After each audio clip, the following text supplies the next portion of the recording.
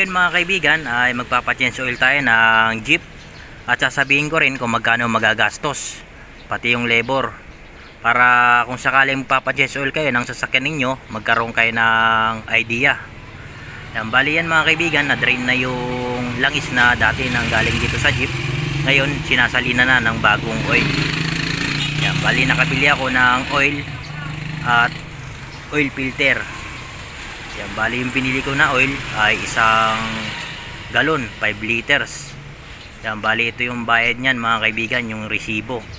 Yan, isang galon, 5 liters, 1,475 at 230 yung oil filter. Bali 1,705 yung binayaran ko sa oil at oil filter. Kung sa labor naman mga kaibigan ay 500. At ito nga pala yung oil na ginamit natin mga kaibigan. Yan, pang diesel engine. Yan, 5 liters. Yan, kasi medyo malaki yung makina ng jeep natin, kaya 5 liters yung binili ko at isang oil filter. Yan, kinakailangan din napalitan yung oil filter kapag magche-change oil. Yan, bali okay na mga kaibigan, tapos nang na-change oilan, pwede na natin ulit gamitin itong jeep natin pangkargahan sa ating trabaho.